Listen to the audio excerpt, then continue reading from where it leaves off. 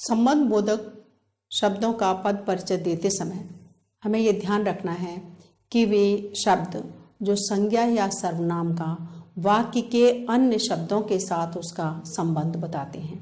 जैसा कि इनके नाम से ही हमें मालूम होता है, संबंध बोधक शब्द यानी कि जो संज्ञा या सर्वनाम का अन्य शब्दों से संबंध बताएं वे शब्द संबंध बोधक कहलाते हैं। इनका पद परिचय करते समय हमें सिर्फ दो बातें लिखनी हैं। पहली बात कि कौन सा शब्द वो संबंध बोधक है और किससे संबंध बता रहा है। सिर्फ दो बातें, किससे संबंध बता रहा है और वे शब्द कौन से हैं, वो संबंध बोधक शब्द कौन से हैं ये बताना है। पहला वाक्य ले लें, प्यास के मारे बुरा हाल है। प्यास के मारे, अब यहाँ पर देखो के मारे बुरा हाल है। अब देखिए ये शब्द संज्ञा शब्द है, के मारे बुरा हाल है, यानी इस जो बचे हुए जो वाक्य है उसका इससे संबंध बता रहा है। तो ये शब्द संबंध बोधक शब्द हुआ, यानी कि जब इसका हम परिचय करेंगे तो हम बताएंगे कि ये के मारे। और ध्यान रखिए कि संबंध बोधक शब्द दो प्रकार से प्रयोग किए जाते हैं। पहला परिसर्ग के साथ, परिसर्ग में कारक चिन्ह, जिनके कर्ता ने कर्म को कर्ण से ये शब्द जहां पर जुड़े होंगे वे कारक चिन्ह कहलाते हैं। तो या तो इनका कारक चिन्ह के साथ प्रयोग होगा या इनका विभक्ति के बिना प्रयोग होगा।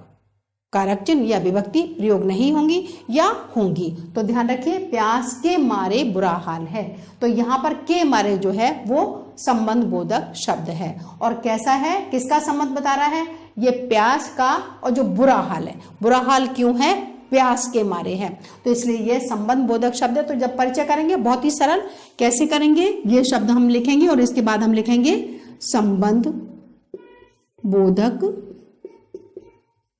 शब्द। ज्यादा करना है तो हम लिख सकते हैं कैसे है, रीतिवाचक बता सकते हैं कि इसका ये भेद है वो हमने बता देना है, रीतिवाचक है। और क्या है, उस संबंध किसका, प्यास का और बुरे हाल का, यानी कि ये हमें लिखना पड़ेगा कि प्यास और बुरा हाल दोनों के बाद में हम वो कर सकते हैं, हाइफन दे सकते हैं, बुरा हाल का संबंध है, का संबंध है, ये हम लिखेंगे। बहुत ही सरल है क्योंकि हमें सिर्फ वो शब्द बताने हैं और उनका संबंध बताना है। दूसरा वाक्य ले, पांडव कृष्ण के बिना नहीं लड़ सकते थे। पांडव एक जो शब्द है, इनका संबंध कृष्ण के बिना यानी कृष्ण का, और इनका लड़ाई का संबंध बताया जा रहा है कि पांडव लड़ सकते थे लेकिन कृष्ण के बिना नहीं लड़ सकते थे, यानी इनका संबंध बता रहे हैं। तो जो संबंध बताने वाला शब्द हुआ के बिना, ये संबंध बोधक शब्द हुआ।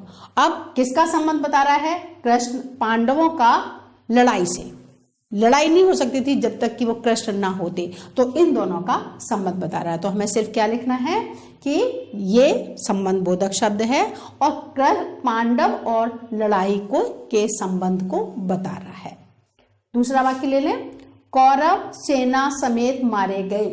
कौरव सेना सहित मारे गए, कौरव मारे तो सारे गए लेकिन किसके सहित मारे गए, सेना के सहित। अब यहाँ पर देखें, सेना समेत मारे गए, तो क्रिया क्या हुई, ये जो पूरा वाक्य है वो कौरवों का संबंध किसके साथ बता रहा है, मारे सभी गए हैं लेकिन सिर्फ कौरव नहीं मारे गए, सेना भी मारी गई है। ध्यान रखिए, ये वाक्य मैंने यहाँ पर इसलिए लिया क्योंकि इस वाक्य में विभक्ति का प्रयोग नहीं है, यानी यहाँ पर परिसर्गों का प्रयोग नहीं किया गया है जैसे हमने यहाँ पर किया, के मारे या के बिना, ये जो हमने लिए जो कारक शब्दों का प्रयोग किया, यहाँ पर नहीं किया। सेना समेत लेकिन संबंध बता रहे हैं, ध्यान रखिए कि यहाँ पर भी वो संबंध बता रहे हैं कि कौरव मारे गए लेकिन साथ साथ में सारी सेना भी मारी गई। तो ये क्या हुआ, सेना समेत, ये जो समेत शब्द लिया सेना, ये कौरव और सेना को जोड़ रहा है, उनका संबंध बता रहा है कि जो मारे गए हैं वो सिर्फ कौरव नहीं है, सेना भी है।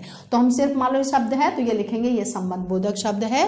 और किसके संबंध को बता रहा है, कौरव और जो सेना का संबंध है उसको बता रहा है क्योंकि वो सभी मारे गए हैं। एक और वाक्य ले लें, यह चोरी कुछ दिन पहले हुई। कुछ दिन, अब जो यहाँ पर जो चोरी हुई है लेकिन कब हुई, कुछ दिन पहले हुई। यहाँ पर भी कारक चिन्ह का प्रयोग नहीं किया गया है। जब इसका पद परिचय करेंगे तो कुछ दिन, ध्यान रखिए ये उसी तरीके से जिस तरीके से हम रीतिवाचक, स्थानवाचक, जिस तरीके से हमने क्रिया की विशेषताएं, हमने उनके भेद समझे, उसी तरीके से है। कुछ दिन समय को बता रहा है, कालवाचक है, तो यहाँ पर संबंध बोधक ये शब्द है, कालवाचक है। और किसके संबंध को बता रहा है? चोरी को और पहले हुई, जो कुछ दिन काल का बता रहा है कि कुछ समय पहले या कुछ काल पहले ही यह कार्य हुआ है, तो उसके संबंध को बता रहा है। तो कैसे लिखेंगे? कुछ दिन के लिखने के बाद संबंध बोधक शब्द है, कालवाचक है, और क्या किसका संबंध बता रहा है? चोरी का, जो पहले हुई है, उस समय को और चोरी के संबंध को बता रहा है। इस तरीके से जो संबंध बोधक शब्दों का पद परिचय करना हो तो हमें सिर्फ 2 बातें लिखनी है। जो शब्द है वो हमें बताना है कि संबंध बोधक शब्द है। यदि हम उसका भेद बता सकते हैं तो बहुत अच्छी बात है और हमें बताना चाहिए। साथ में हमने ये बताना है कि ये किसके संबंध को बता रहा है, यानी उस संज्ञा या सर्वनाम का बाकी के अन्य शब्दों से संबंध क्या है वो हमने बताना है। इस तरीके से हम संबंध बोधक शब्दों का परिचय करेंगे।